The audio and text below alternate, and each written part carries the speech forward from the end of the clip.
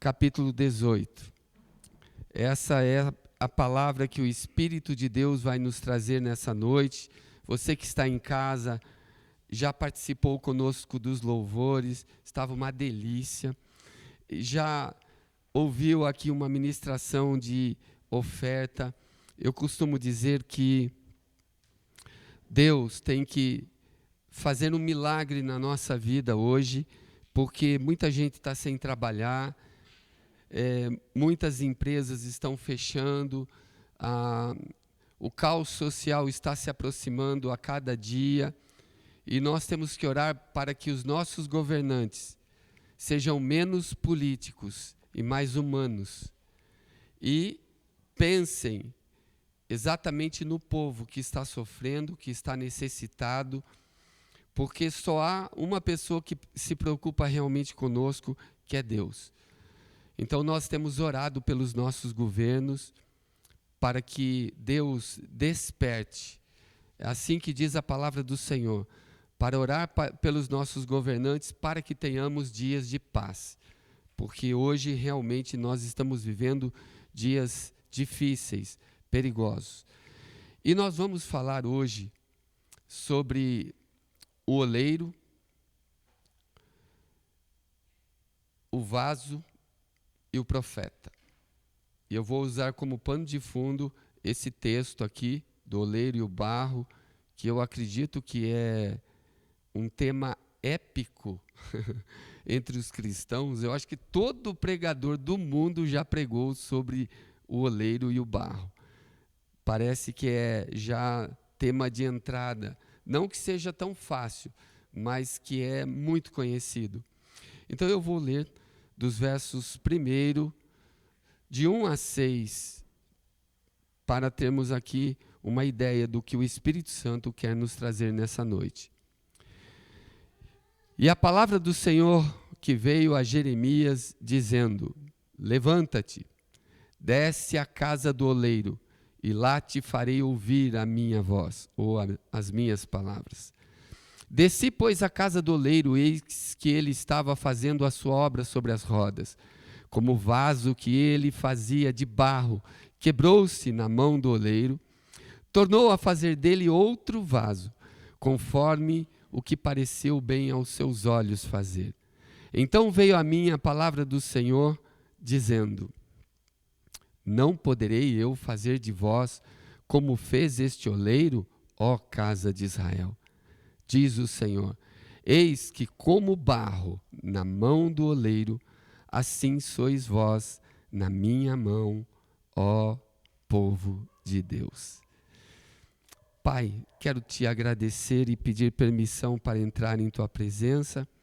Esta é a palavra, este é o tempo e este é o Espírito que invocamos, o teu, para que através dele ouvidos, mentes e corações sejam tocados, tomados e sejam absolutamente envolvidos pelo mover do teu Espírito e pelo abranger da tua presença. Fala conosco nessa noite.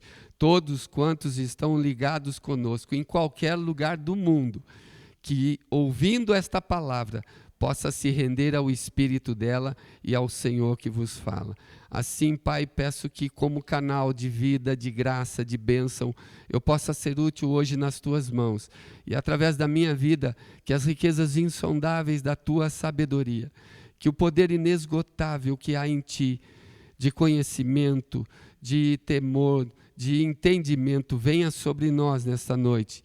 E que haja uma unção para a cura, para restaurar, para transformar, para edificar, para plantar, para salvar, e que o teu poder e o teu nome sejam glorificados nessa noite através das nossas vidas, por meio desta palavra, no poder do teu Espírito.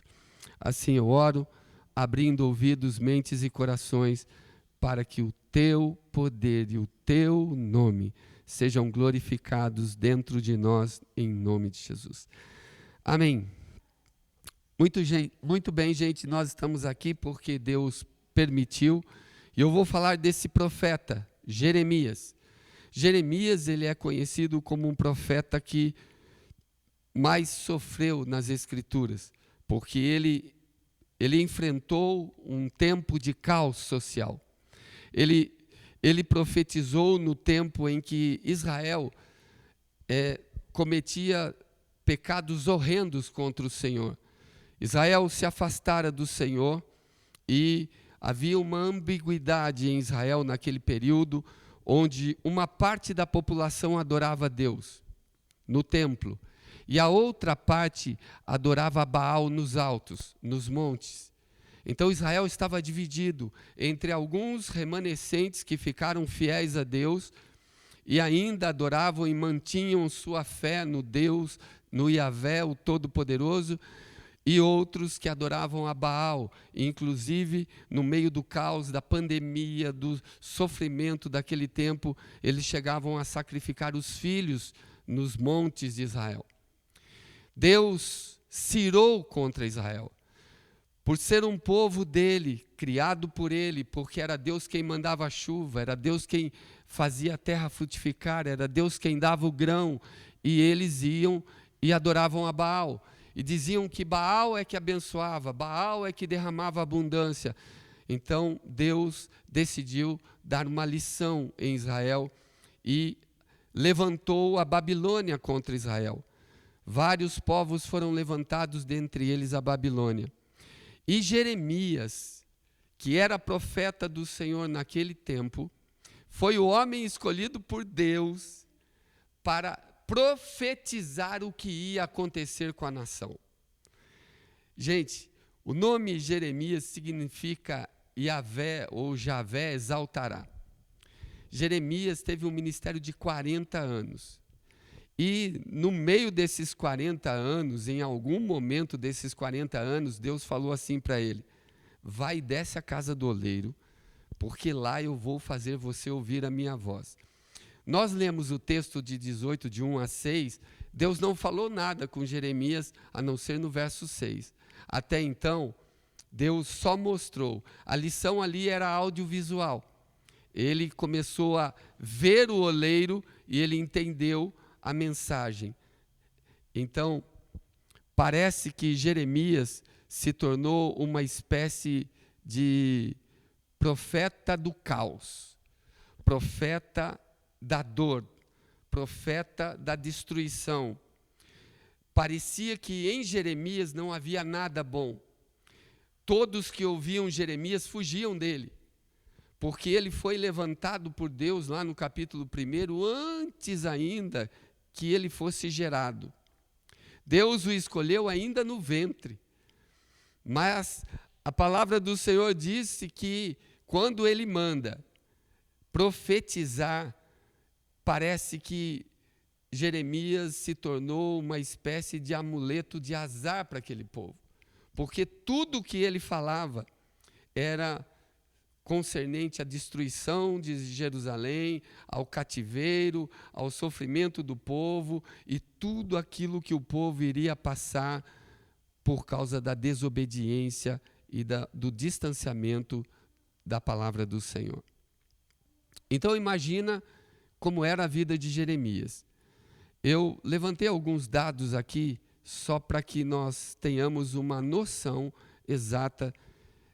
Ele vivia numa tribo a 5 minutos de Jerusalém. Porém, o seu pai já era profeta, ele era filho de profeta, ele tinha uma linhagem de profeta, mas todos os profetas daquele tempo profetizavam que Israel sairia dessa situação. Somente Jeremias profetizava o contrário. Então ele era um patinho feio no meio dos profetas, as pessoas olhavam para ele meio que atravessado e, para piorar a situação, a palavra de Deus estava na boca dele, mas ele tinha que mostrar ao povo exatamente o que iria acontecer, porque nem todos conseguiam ouvi-lo. Então, para se ter uma ideia, uma das vezes, seguindo a própria leitura, que a gente não vai entrar agora, Deus mandou o profeta comprar um jarro, talvez um vaso como esse, grande, e ir no meio do povo, dos príncipes, dos cabeças, e chegar na frente deles com o vaso e quebrar. Então ele vai profetizar: assim diz o Senhor, como eu quebrei esse vaso, assim Deus vai quebrar essa nação. Todo mundo olhava para ele e a vontade de destruir Jeremias era muito grande. Uma outra vez, ele vai diante do rei Zedequias e ele coloca uma canga. Para quem lê o profeta Jeremias, vocês vão ver como ele foi um ator. Ele evangelizou através do teatro aqui. Ele colocou uma espécie de canga que os animais colocam no pescoço, colocou cordas, se vestiu de saco, saiu andando por aí, e aí chegou diante do rei e disse: se vocês não se submeterem à Babilônia, aos que vão invadir a Israel, desse jeito, todos vocês morrerão.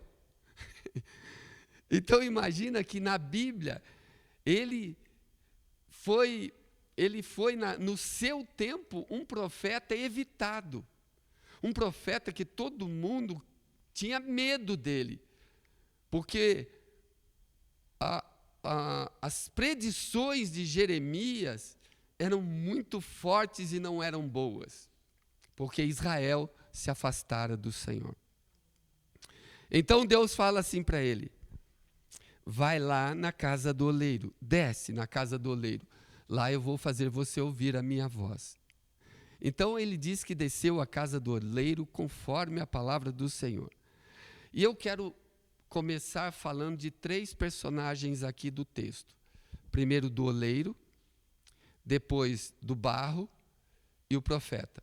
Nós temos o oleiro, o barro e o profeta, protagonizando uma história que aparentemente é a nossa realidade.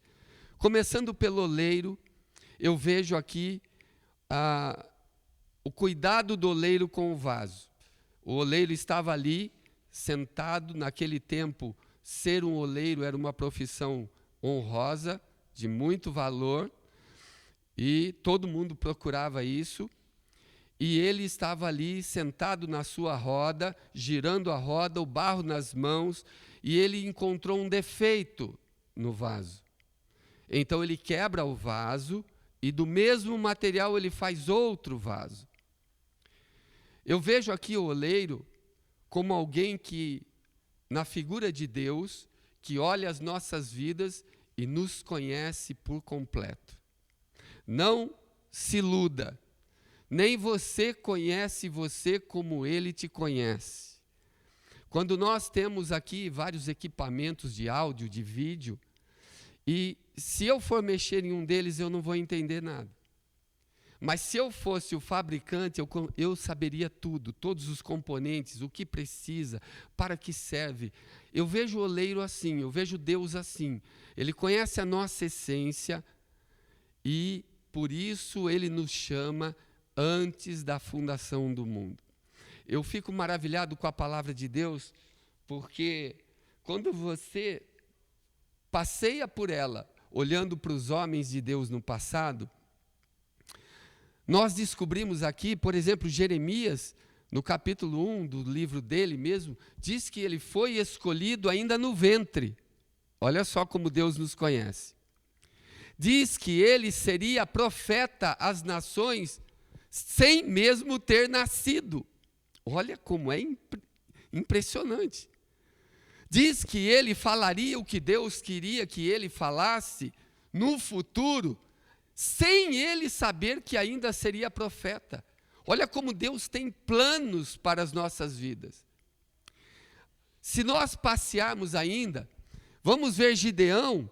Um dia o anjo chega para Gideão e fala assim: paz seja contigo, homem valente, num tempo onde Israel malhava trigo no lagar escondido, porque os midianitas e os povos do Oriente saqueavam, tudo às escondidas, quietinho, tentando fazer a colheita em silêncio e sigilo. Um anjo aparece e fala: paz seja contigo, homem valente. E de repente, ele olha e fala assim: olha, deve ter algum engano aí, porque primeiro, eu não sou valente, eu estou escondendo, eu estou escondido. Segundo, eu sou o menor da casa do meu pai.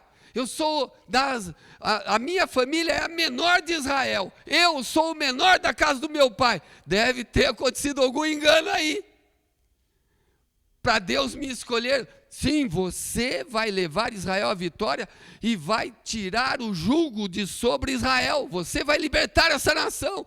E ele olha e diz, mas eu sou o último que fala e o primeiro que apanha. Tem alguma coisa errada. O detalhe é que Deus vê algo em mim e em você que nós não conseguimos ver. Ele, para nos escolher, Ele vê algo em nós que nós não conseguimos ver.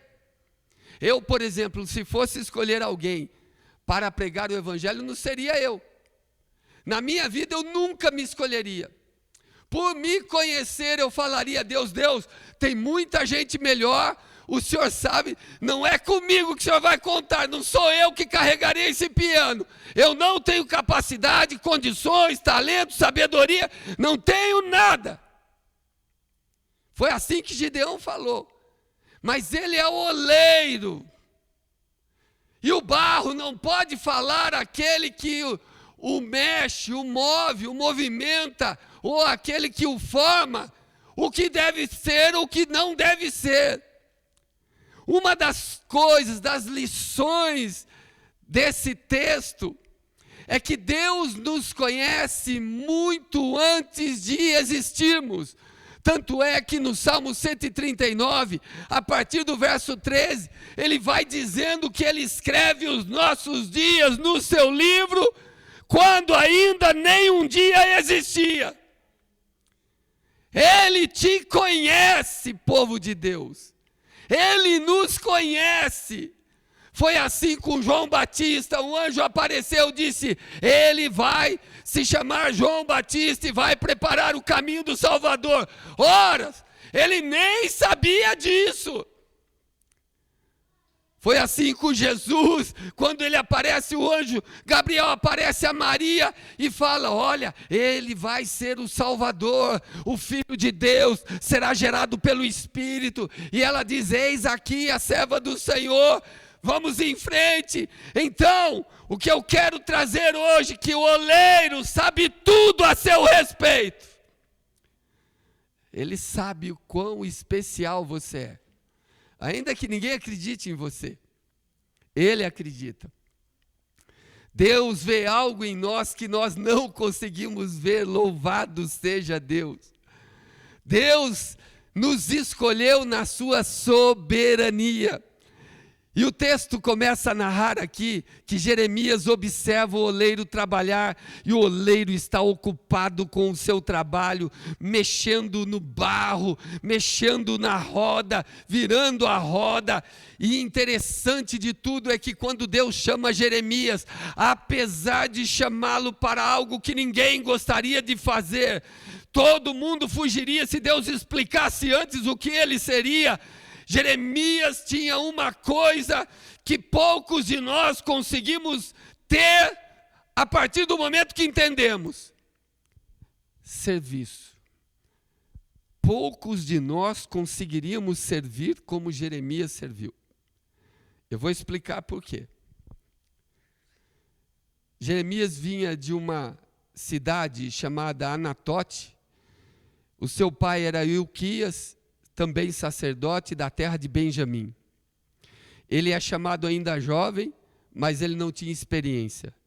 Porém, quando ele disse, eis-me aqui, quando nós lemos o capítulo 1 de Jeremias, depois do verso 10 em diante, Deus começa a falar com ele, olha, você vai derribar reis, você vai estabelecer reis, reinos cairão por sua palavra, reinos se levantarão por sua palavra, eu vou te dar esse poder, pessoas vão se levantar contra você, não vai ser fácil, mas eu estarei com você.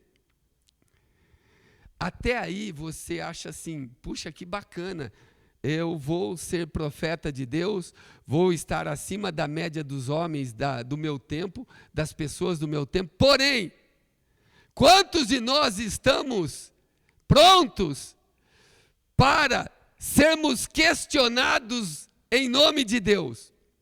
Quantos de nós vamos servir no caos, na dor? Hoje o mundo está numa pandemia. Muitas pessoas que vocês saem falando de Jesus ou tentam ajudar alguém, as pessoas batem de frente e logo nós fazemos assim: bem, fiz a minha parte, não quer ouvir? Tudo bem, fica na sua, eu fico na minha. Jeremias não tinha essa opção. Mesmo se Israel não quisesse ouvir, ele tinha que insistir até o tempo do cerco. Ele tinha que continuar profetizando. Então a sua capacidade de servir era absurda. Era completamente entregue nas mãos do Senhor, onde ele perde o seu direito de cidadão. Aqui, Jeremias mostra duas coisas que nós precisamos aprender.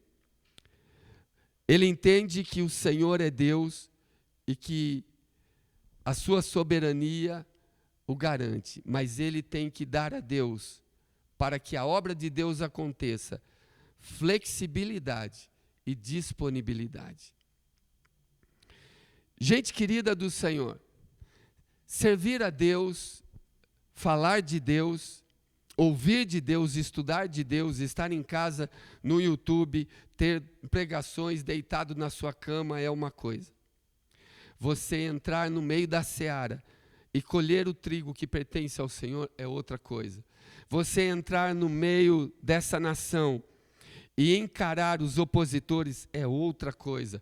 E outra, estar disponível a Deus todo o tempo é outra coisa.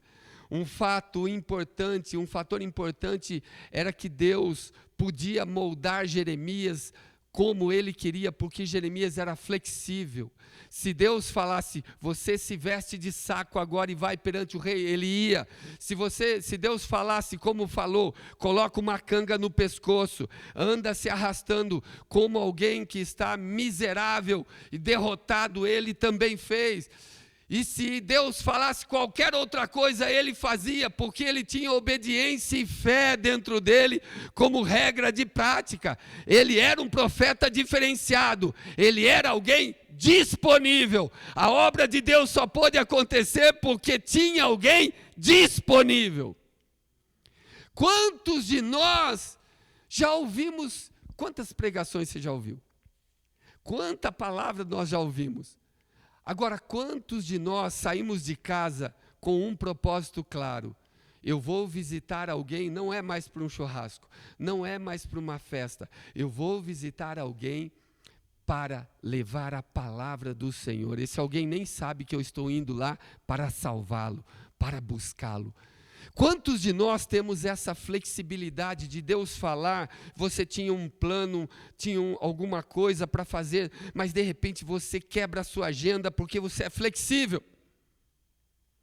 Você simplesmente diz: puxa, eu tinha um aniversário, mas mais importante é a palavra do Senhor, eu vou levar, eu vou salvar. Essa pessoa está lá na UTI, está lá no hospital, eu preciso ir, porque Deus está falando ao meu espírito, ao meu coração. Quantos de nós são como Jeremias, que quebra a própria agenda, para obedecer uma agenda maior e estar disponível para um poder e uma mão soberana muito maior? Quantos de nós são capazes de ser disponíveis para Deus, no tempo em que Deus precisa buscar os seus? Aqui, o que Deus contava é que Jeremias estava disposto a servir ainda que o pior acontecesse a ele. As experiências de Jeremias o levaram a uma cisterna. Um dia, Passur deu uma bofetada em Jeremias, porque ele profetizou uma maldição contra Israel, e Passur era dos sacerdotes, da casa dos sacerdotes, bateu em Jeremias e colocou ele num tronco. No dia seguinte, Jeremias ficou a noite toda no tronco, apanhou e ficou a noite toda no tronco. No dia seguinte, quando Passur tira ele de lá, ele ainda profetiza a mesma palavra do Senhor e diz: e tu, Passur, junto com toda a sua família, também você vai para o cativeiro e vai morrer no cativeiro. Era um homem que quando Deus falava, Ele falava, e não importa se era governador, se era presidente, se era ministro, se era rei, se era autoridade, Ele falava a palavra do Senhor. Deus só pode contar com aquele que é flexível, disponível para fazer a sua obra, custe o que custar. A igreja que Deus ama é aquela que não está comprometida com o dinheiro.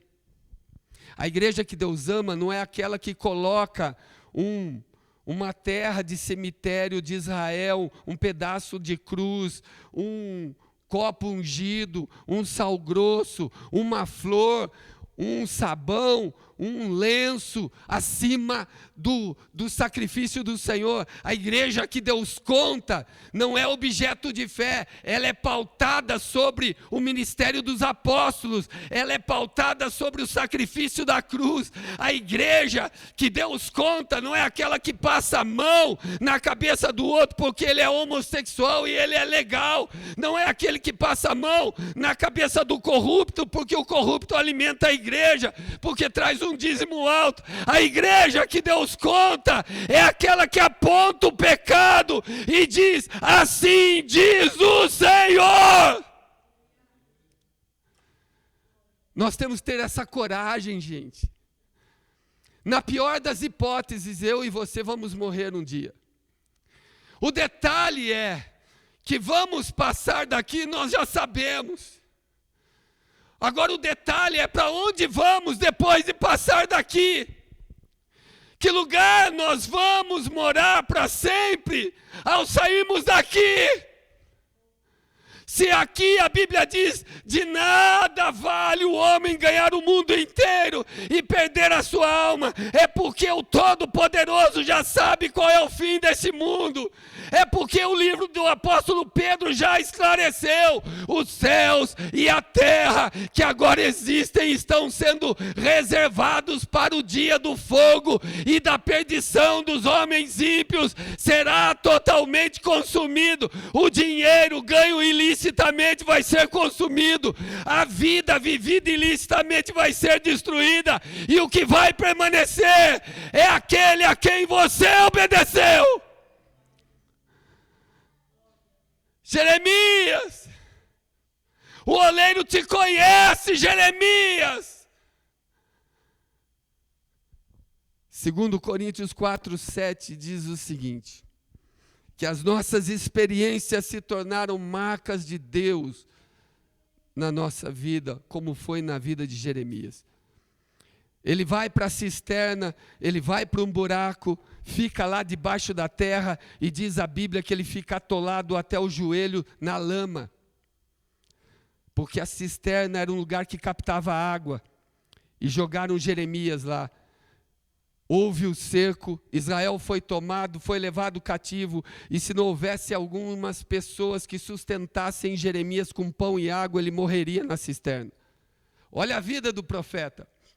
Olha a vida de um profeta para trazer uma palavra de Deus a uma nação. E ele profetizava que se o povo não resistisse, não lutasse, sobreviveria. Mas o povo queria lutar, porque outros profetas profetizavam em nome de Deus, mas Deus não falava por eles. Essa é a grande diferença entre nós. Muita gente fala em Deus, não quer dizer que Deus fale por eles. Falar em Deus é uma coisa, Deus falar por você é outra coisa. Todos os profetas em Israel falavam de Deus, mas Deus não falava por nenhum. Só Jeremias falava de Deus e Deus falava por ele. Deus tem falado por você.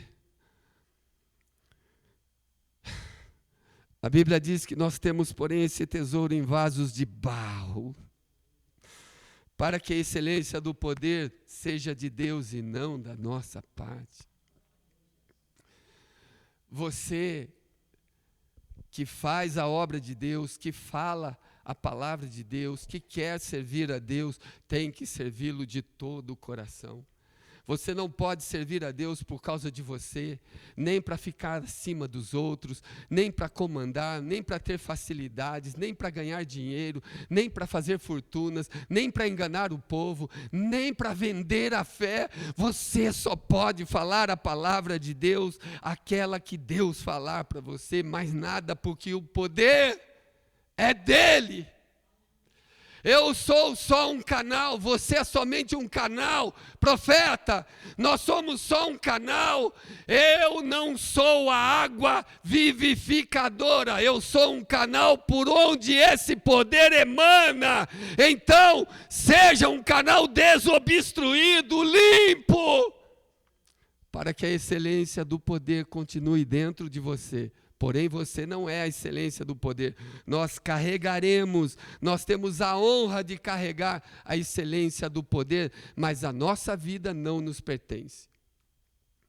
Eu me lembro, quando eu estive na Rússia, de uma senhora, de uma viúva, que foi testemunhar, e ela disse, testemunhando de maneira muito simples, ela falou que em uma reunião na sua casa, o seu marido reuniu a família, orou com todos eles fizeram uma refeição como uma santa ceia, em família, e disse para toda a família, eu vou, e disse o lugar, a tribo onde iria, mas vocês sabem que eu não vou voltar. Todos choraram, ninguém na família falou, não, Deus manda outro, e ele disse, não tem outro, eu tenho que ir, eu vou, e vou me despedir de cada um de vocês, porque eu não vou voltar mais. E tempos depois ele havia morrido. Só que antes de partir, o filho mais velho disse a ele, pai, vai, faz a obra. E depois do Senhor eu vou lá para completar o que o Senhor começou. E o marido morreu, e o filho foi, evangelizou aqueles povos e também morreu. E ela estava contando que ela era viúva por amor a Cristo. Ela já não vivia bem, ela tinha falta de muita coisa, mas eu tenho certeza que quando ela testemunhava, havia um bônus da parte de Deus para aquela mulher, e havia um tesouro no céu, que ninguém pode roubar, que traça não pode comer, que ferrugem nenhuma pode enferrujar, pode destruir, que não há desvalorização. Eu tenho certeza absoluta que o céu estava sobre aquela mulher, não tendo nada em vida, mas ela deu tudo que tinha para o seu Senhor. Louvado seja Deus. Foi um homem chamado Elder John B. Dixon, ele é autor de um livro que fala dos 70, que disse assim, a vida não foi feita para ser fácil, a vida não fora feita para ser fácil, mas prometo que aqueles que servirem fielmente e com determinação, e enfrentarem todos os desafios, serão abençoados com uma felicidade que lhes impregnará a alma, e que é uma bênção que nos molda e edifica, e jamais nos poderá ser tirada, nem neste mundo e nem no vindouro. E a Bíblia diz assim no verso 4, como o vaso que ele fazia se quebrou, ele tornou a fazer dele um outro vaso. Gente, você sabe por que foi que Deus, aqui na figura do oleiro, fez do vaso quebrado um outro vaso? A primeira lição é porque o vaso que se quebrou estava nas mãos de Deus. Estava na casa do oleiro. Algumas pessoas chegam até mim e me falam assim, pastor, como a gente faz para resgatar fulano? Fulano está assim, foi numa festa assim, olha, foi baleado, está lá no hospital, olha, vai lá para fazer um milagre. Veja, o vaso, ele foi restaurado porque ele estava na casa do... O vaso só pôde ser restaurado porque ele ainda estava na casa do oleiro. Ele tinha falhas, ele tinha defeitos, ele tinha problemas. Ele tropeçava, ele caía, ele levantava, ele sucumbia, ele errava, mas ele estava na casa do oleiro. Deus não tem compromisso com um vaso que não está na casa dele.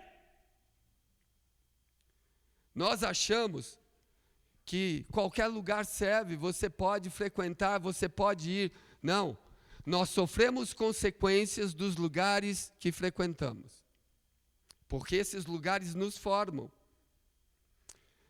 Só houve a possibilidade do oleiro trabalhar porque este vaso estava nas mãos dele. Você sabia que muitos de vocês que me ouvem hoje, vocês só não sucumbiram ainda porque tem mães de vocês entregando vocês ao oleiro? Tem intercessores, tem gente chorando por você e entregando você, mesmo sem você saber, nas mãos do oleiro. Muitos que sofreram seus acidentes estão aí nas UTIs dos hospitais, e é necessário estar lá porque o oleiro conhece todas as coisas, e por causa dessa queda, desse momento que se quebrou, é hora de começar a reconstruir a vida de novo. Vocês sabiam que muitos casamentos vão se quebrar, vai ser destruído para alguém ser salvo, porque alguém confiou no monopólio desse mundo, nos pecados e na vil maneira de viver, e de repente descobriu que o mundo é nada e Deus tem que trazer de volta. Essa pandemia no mundo, no mínimo, é para quebrar a vida de muita gente e Deus começar de novo. Porque tem muita gente que faz parte da aliança, faz parte da promessa e está infelizmente longe do Senhor. Então o vaso deve ser quebrado. Nem toda destruição é maldição. Algumas perdas são bênçãos, porque é através delas que você se levanta de novo. Quando alguém vai para o fundo do poço, nem tudo é ruim. Não tem mais chão para olhar, não tem mais vergonha para viver, não tem mais desonra para experimentar. Quando vai para o fundo do poço, só tem o céu para olhar. E é isso que Deus faz. Muita gente vai para o limite da vergonha, da desonra, da tragédia, para conseguir de novo olhar para o céu. E a Bíblia diz que Deus leva Jeremias para ele aprender lições. Muitos de nós estamos precisando aprender que Deus não para de tratar com o seu povo. Deus não se cansa. Isaías 64:8 tem um versículo gostoso, onde aqui, se no livro de Jeremias nós poderíamos dizer assim, isso aqui trata-se de Israel, não se trata de mim. Pelo menos agora, em Isaías 64:8, você vai entender que Ele é o oleiro, mas agora, ó Senhor, Tu és o nosso Pai, e nós somos o barro, e Tu, o nosso oleiro, obra das Tuas mãos. Eu sou obra das mãos de Deus. Deus te conhece. Eu e você estamos sendo moldados por Deus. Deus está trabalhando em nós, porque Ele nos criou à sua imagem e semelhança, e o pecado nos desconfigurou, roubou a nossa identidade, a nossa imagem, a nossa semelhança. Então Deus está começando de novo. Ele está trabalhando conosco para trazer de volta a sua imagem em nós, a sua semelhança em nós. E muitas vezes nós vamos cair, nós vamos quebrar, porque tem áreas de nossas vidas que estão quebradas. É interessante que algumas áreas que existem em nossas vidas que estão quebradas, Deus coloca pessoas com problemas idênticos para nos curar. Por exemplo, Jacó era enganador. Deus coloca Jacó na vida de Labão, o tio dele, outro enganador. Ah, você é enganador? Então eu vou tratar com você com outro enganador, e você vai aprender a não ser mais enganador. Moisés era teimoso. Quando Deus chamou Moisés, Moisés ficou reticente, eu vou, não vou, e ficou dando desculpas. E, você é teimoso, então eu vou colocar você acima de um povo, você vai liderar um povo teimoso. Vocês já perceberam isso? Muitos problemas que muitos de vocês viveram, depois lá na frente você encontra pessoas que estão vivendo o mesmo problema, para você poder curar. É uma espécie de espelho. Muitas vezes Deus coloca pessoas em nossas vidas para que nós mesmos nos enxerguemos nelas e podemos dizer, eu era assim e Ele me fez de novo, então você pode ser feito de novo. Em nome de Jesus. Olha que coisa gostosa. A vontade do Senhor é que o nosso caráter seja cada dia mais parecido com o dele. Meu amado, tudo que acontece comigo e com você, de bom ou de ruim, está no controle daquele que detém todas as coisas pelo seu nome e pelo seu poder. Então, tudo que Ele faz por nós e em nós é para moldar o nosso caráter e nos deixarmos a cada dia mais parecidos com Ele.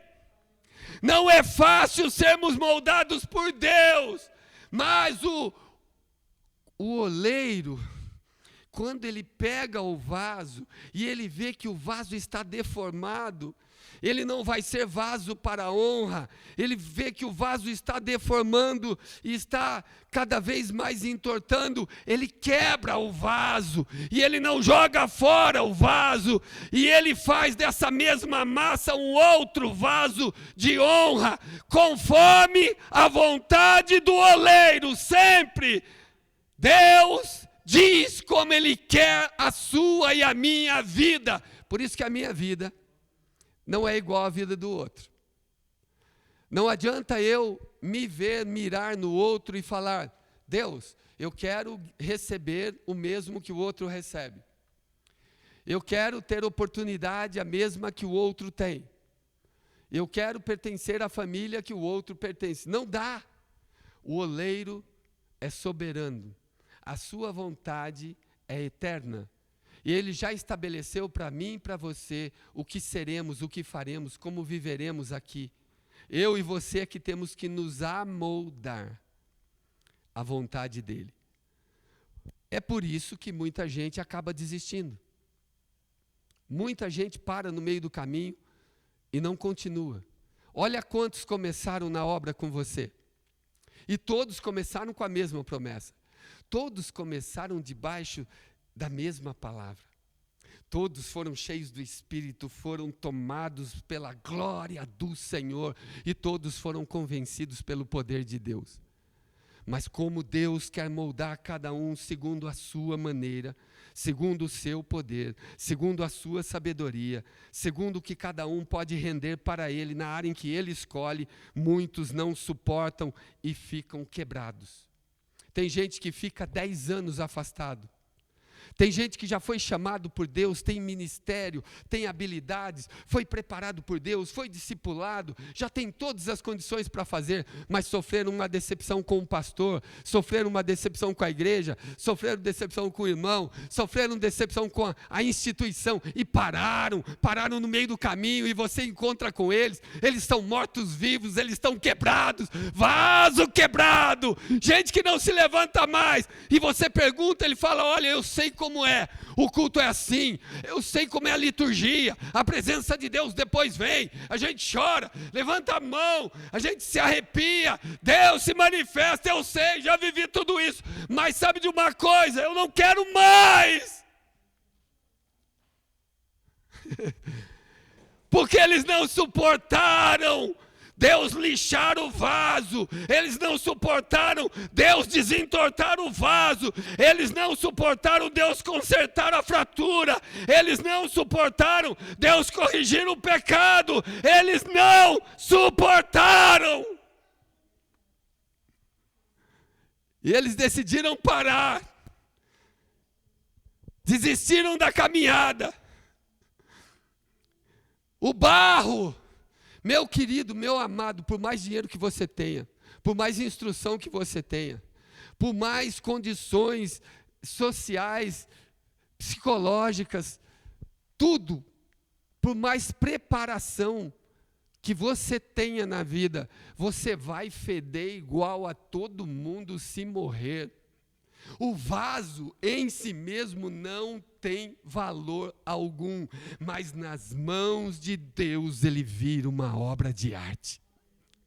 Nas mãos de Deus, a prostituta de antes vira uma pregadora de amanhã, uma ganhadora de almas de amanhã. Nas mãos de Deus, o ladrão que era antes abominado pela sociedade se torna o primeiro salvo a entrar por meio de Cristo lá no céu.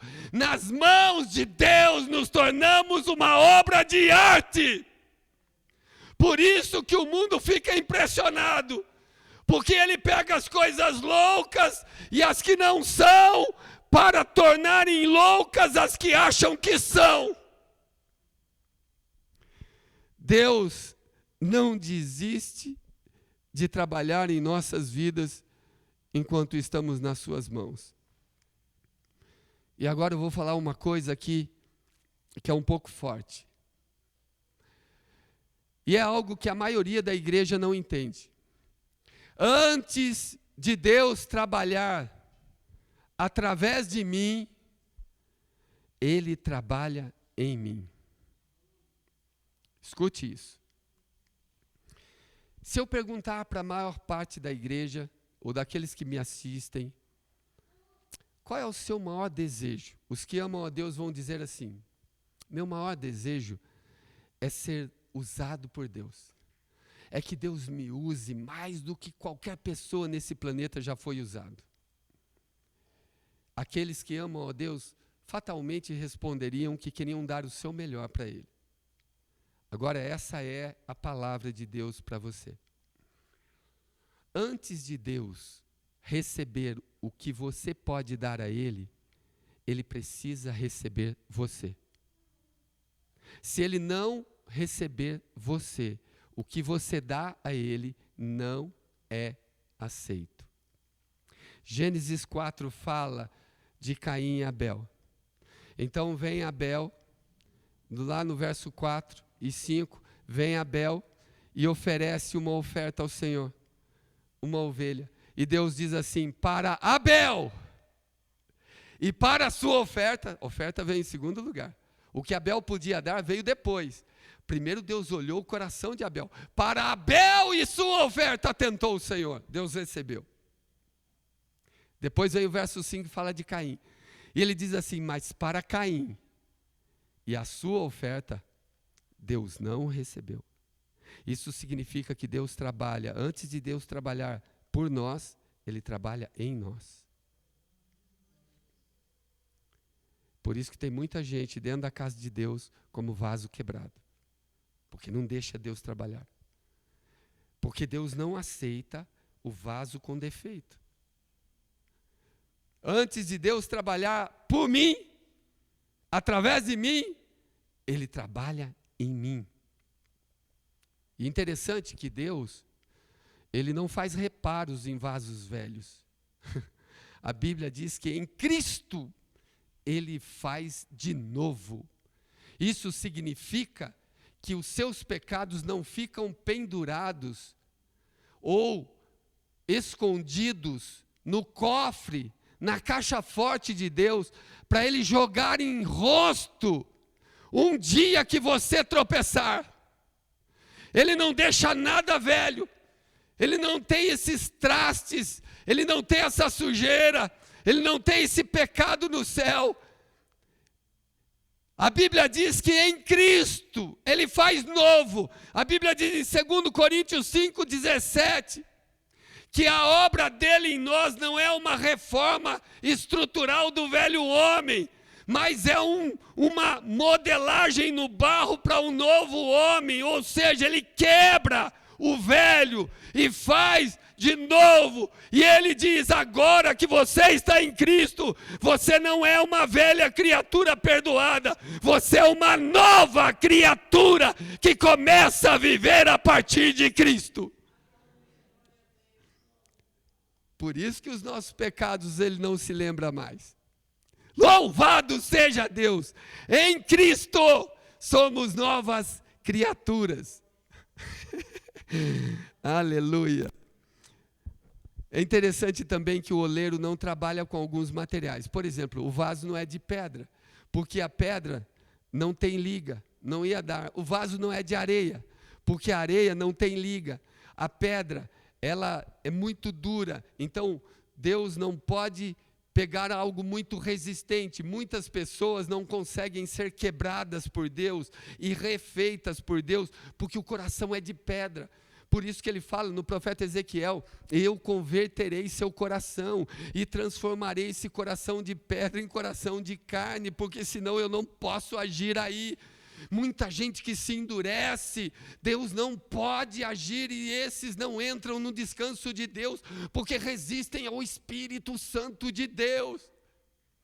A melhor coisa, a melhor receita que eu posso te dar hoje é, se um dia você ouvir uma voz e entender que é a voz de Deus, não resista a esta voz, não resista à voz do Espírito, não confronte, apenas obedeça, porque só assim Deus pode perdoar os nossos pecados.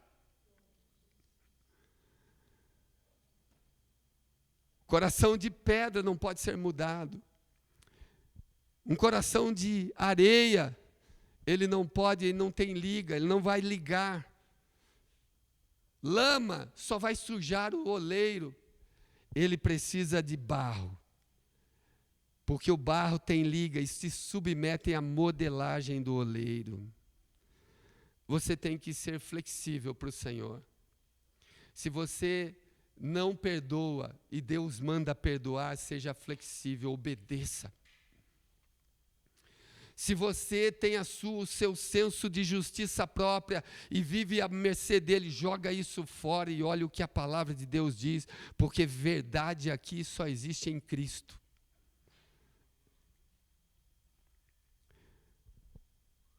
O incrível do texto todo é que nós devemos ser vasos cheios do Espírito Santo. Porém, temos que entender que nós transportamos um tesouro de valor inestimável.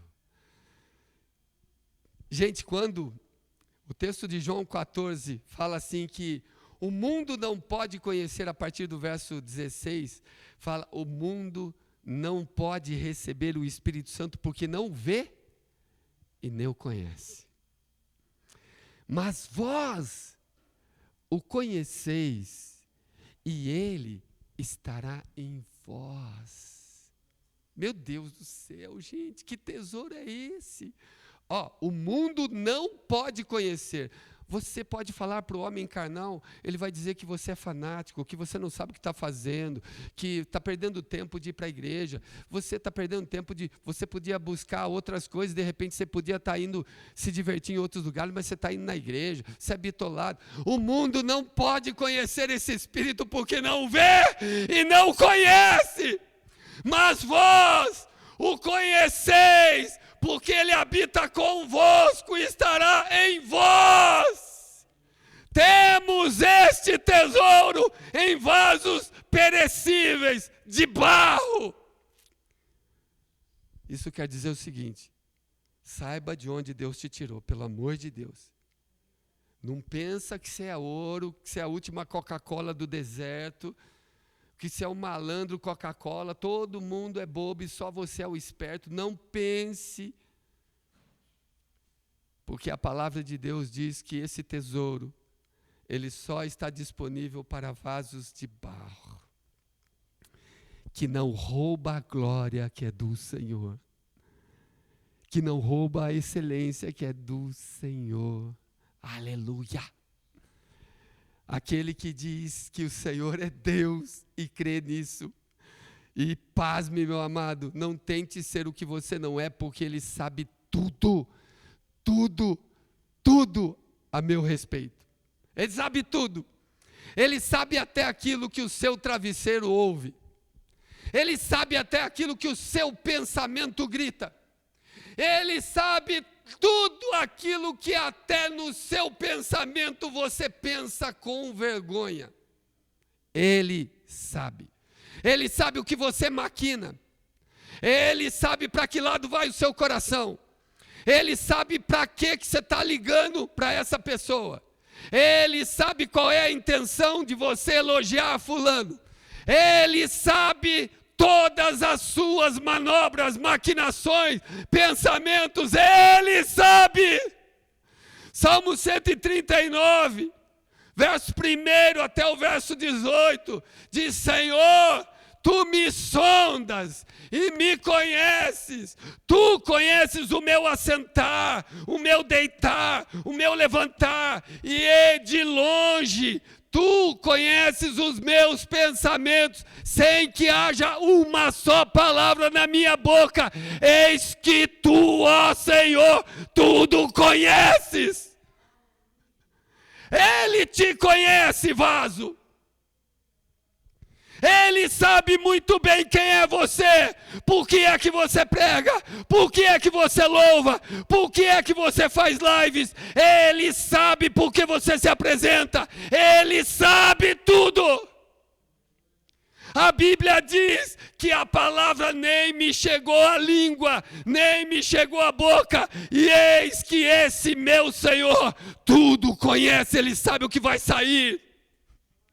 Ele prescruta as profundezas do meu e do seu coração. A Bíblia diz: Tu me cercastes em volta e puseste sobre mim a tua mão. Tal conhecimento é maravilhoso demais para mim.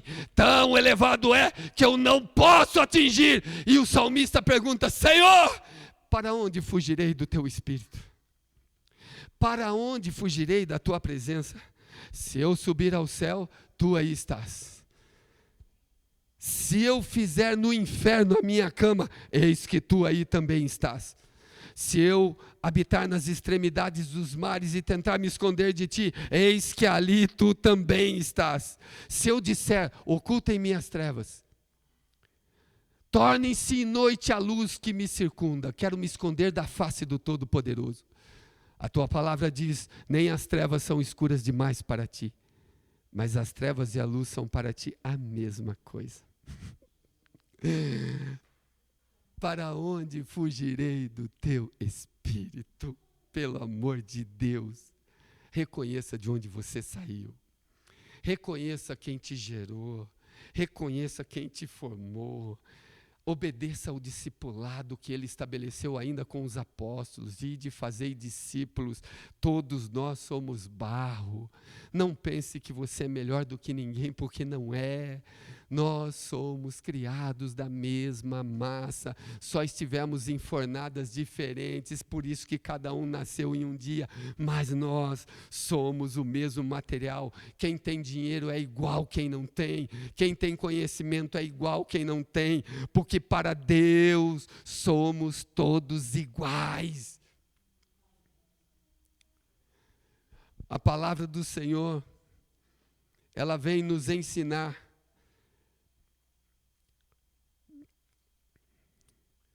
Eu vou te surpreender com uma coisa aqui. Se você acha mesmo que consegue esconder algo de Deus, mesmo que sejam os seus pecados mais horripilantes, horrendos, eu vou te surpreender. Ainda que sejam os pecados mais vergonhosos, mais destruidores, ou os desejos mais pecaminosos, isso mesmo. Guarda o que eu vou te dizer. E vou rasgar o verbo aqui. E vocês todos que estão aqui, não se sintam constrangidos. Mas se essa palavra for de Deus, guarda ela no coração. Ele sabe todas as suas necessidades sexuais. Ele sabe o que você pensa todos os dias. Ele sabe o que você planeja todos os dias. Ele sabe os seus desejos libidinosos, aqueles mais profundos. Ele conhece as suas sensações de calor. Ele sabe quando você gosta de ser elogiada. Sabe quando você está precisando ser o seu ego ser massageado. Ele conhece suas tentações. Ele conhece seus pensamentos mais sinistros, seus medos disfarçados de coragem, ele conhece. Porque tem muita gente que tem coragem porque tem medo e ele sabe disso. Ele te conhece mais do que você. Eu vou te surpreender. A sua forma de ajudar para aparecer e depois ser o maior beneficiado, ele também sabe. Quando você maquina a situação, você prepara a situação e aparentemente é para ajudar alguém, mas no fundo é para ajudar você. Ele sabe. Vou te surpreender mais ainda. Ele sabe todo o esforço que você faz para sorrir, quando o seu coração, na verdade, chora por inveja, pela vitória do outro. Ele sabe. Ele sabe o quanto você manipula alguém para uma situação só para se beneficiar depois dela.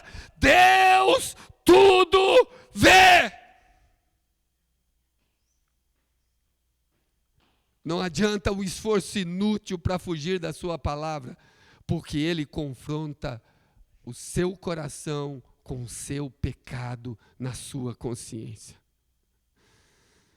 Não tente fugir. Vem comigo, por favor, não tente fugir. Ele conhece o seu vale. Ele sabe o vale da sombra e da morte que você está andando. Aqui eu estou falando do oleiro, do vaso e do profeta. Eu falei do oleiro, eu falei do vaso, falei do profeta, estou falando do oleiro. Ele te conhece. Ele não perdeu o controle da humanidade. Ele não perdeu o controle da sua criação. Tanto é que ele fechará a sua criação no livro de Apocalipse. Ele é o único que conhece o fim antes do começo. Ele é Deus, louvado seja Deus. Não tente fugir dele, não faça isso com você. Ele conhece o seu vale, ele conhece seus vícios, ele conhece seus medos, seus anseios, sua falta de fé. Ele tem dentro de você, você tem ideia, ele entreteceu você no ventre da sua mãe, os teus rins foram formados por ele conhece toda a sua área emocional, você é uma máquina criada por ele, cada piscar dos seus olhos ele conhece, cada palpitar do seu coração ele conhece, cada respiração, pressão sanguínea, tudo que você lança para os seus vasos sanguíneos, ele conhece. Cada parte do seu corpo, ele tem conhecimento. Não tente fugir dele. Cada som que você ouve e traduz isso como minha voz, foi ele quem colocou essas vibrações nos seus ouvidos. Tem mais de 24 mil vibrações aí. Ele te conhece. A Bíblia diz em Hebreus 4:13: nada em toda a criação ou criatura alguma está oculta aos olhos de Deus. Tudo está descoberto, exposto às claras aos olhos daquele a quem havemos de prestar contas. O oleiro conhece o barro, portanto já é hora de parar de fugir e entregar-se completamente a ele, porque ele te conhece como ninguém.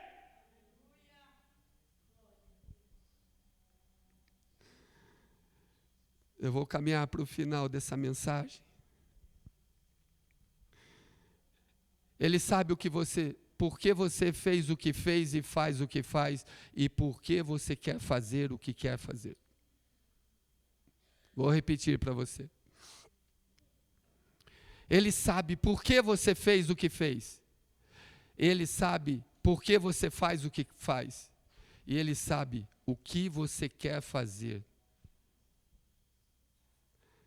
Dele ninguém foge, ninguém escapa, ninguém se esconde. Por quê? Simples assim. Porque não é o barro que muda o oleiro, e sim o oleiro que forma o barro.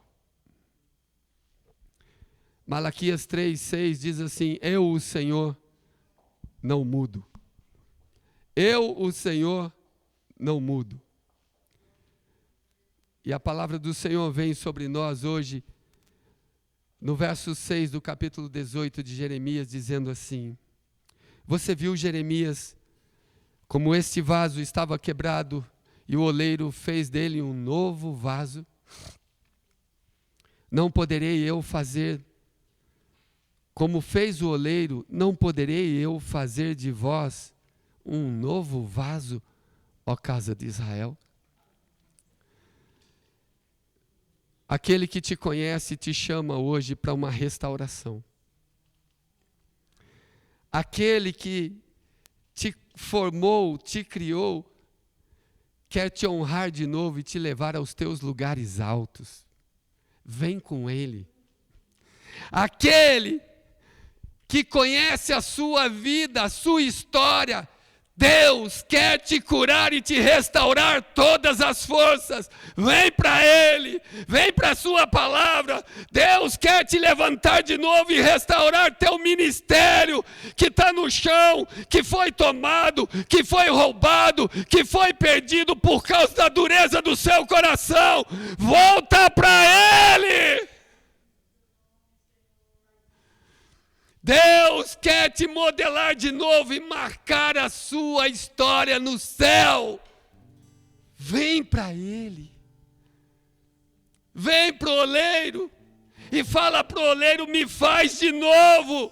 Deus quer te convidar de novo a caminhar o caminho da fé e da salvação. Você que estava perdido, volte para os caminhos do Senhor.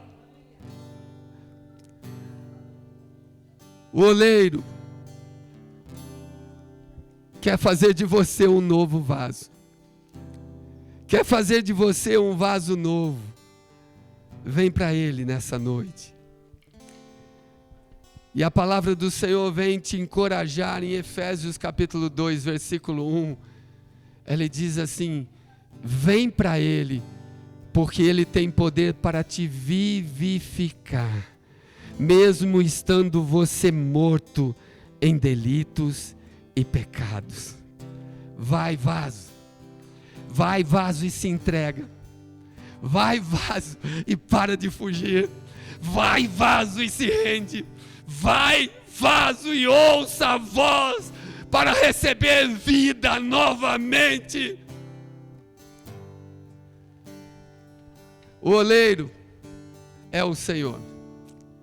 O vaso é você, e eu sou o profeta hoje na sua vida. E Ele disse: profetiza agora a minha casa, profetiza o meu povo. Se eles ouvirem a sua voz, eu não trarei o mal sobre a vida deles. Profetize, e eu profetizo sobre a sua vida hoje. Você que está comigo, volta para Ele. Para de perder tempo, para de continuar quebrado, porque há um poder sobrenatural, há um espírito dessa promessa que diz: vem para Ele, porque Ele é poderoso para restaurar a sua vida. Vamos ministrar ao seu coração.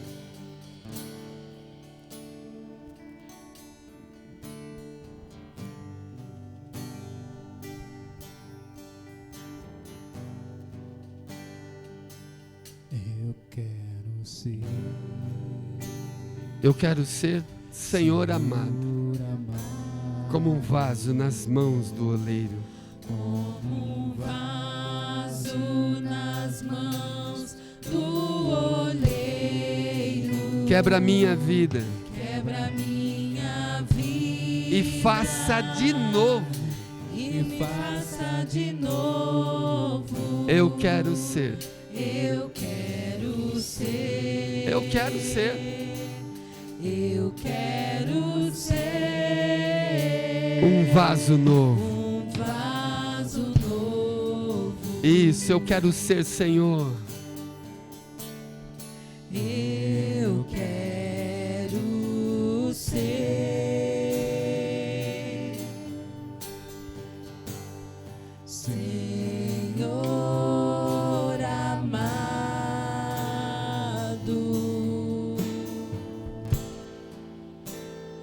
como um vaso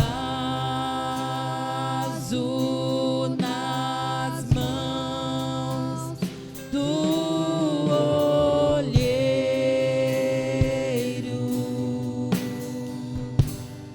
Quebra minha vida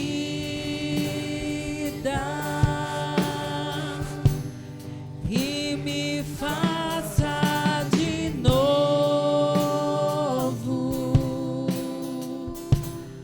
Eu quero ser.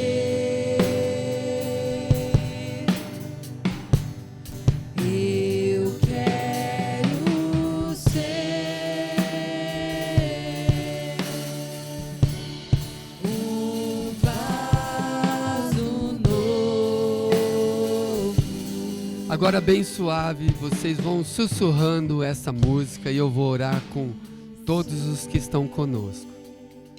Você que está em casa e você que está aqui, põe as duas mãos no coração. Quais áreas da sua vida que estão quebradas? Quais áreas que estão em monturos? Quais áreas que estão em pecado? Quais áreas que estão deformando a sua vida? Quais áreas estão roubando a sua fé? Quais áreas estão te afastando do céu? Hoje eu venho da parte do Todo-Poderoso, daquele que é o oleiro, que pelo seu Espírito quer trabalhar na sua vida. Aleluia! Glória a Deus! Aleluia! Eu venho aqui falar para você, tem um oleiro trabalhando hoje na sua casa. Eu sou o profeta, cujo coração Deus quer falar para avisar a sua nação.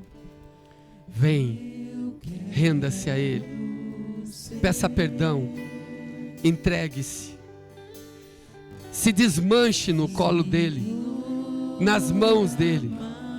Vejam duas mãos espirituais estendidas indo a seu encontro, poderosas, gigantescas.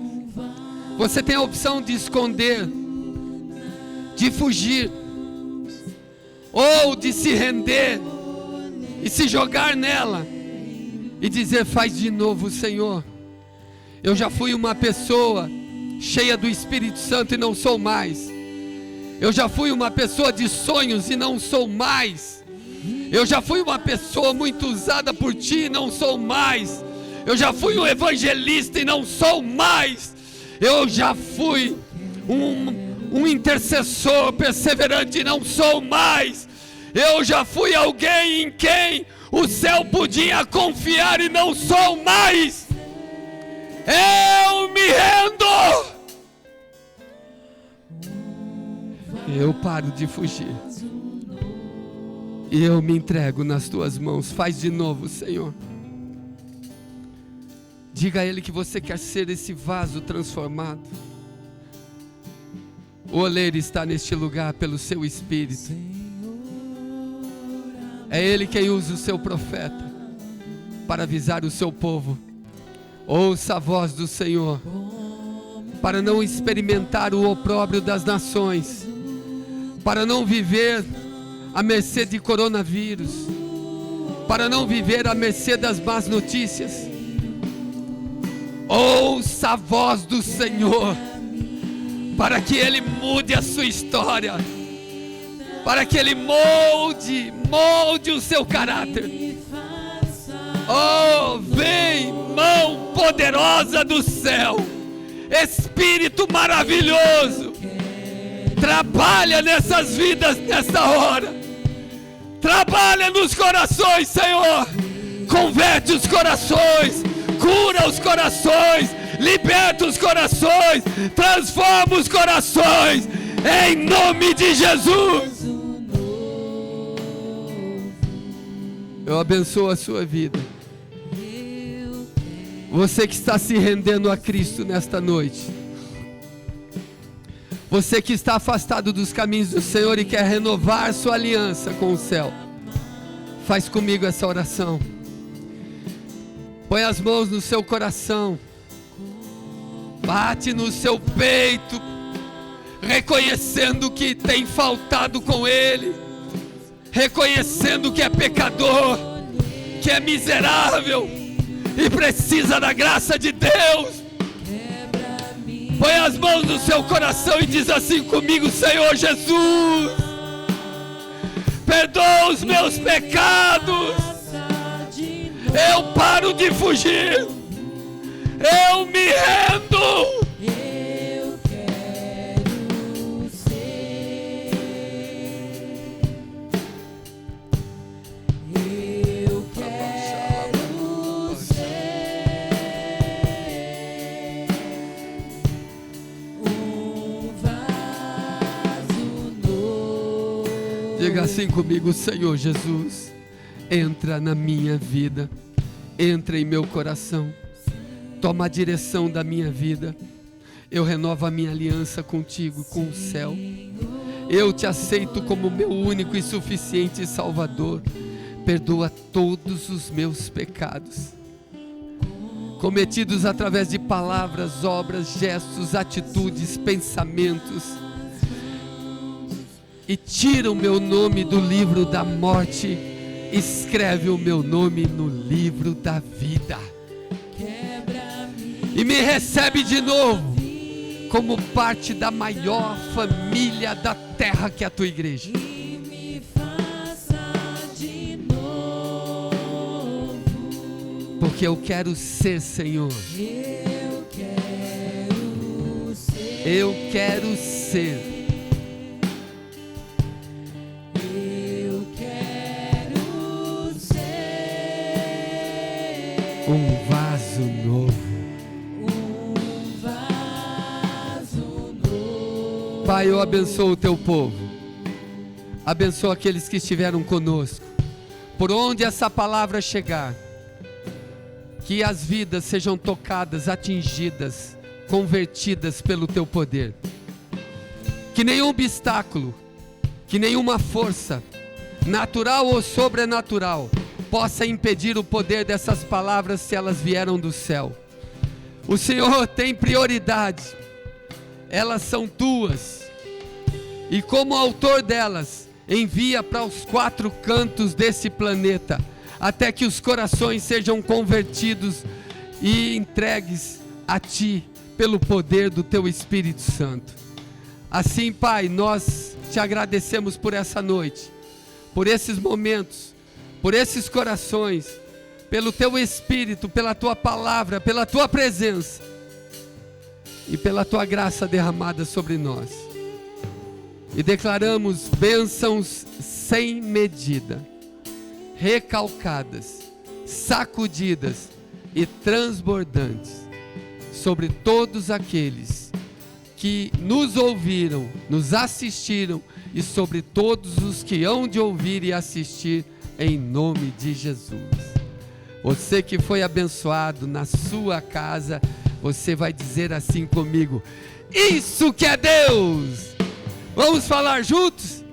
Isso que é Deus! Isso que é Deus! Isso que é igreja! Isso que é igreja! Você aponta para alguém que está do seu lado, dá um abraço gostoso e diga: isso que é irmão, em nome de Jesus. Deus abençoe a sua vida, a sua semana. Vaso novo!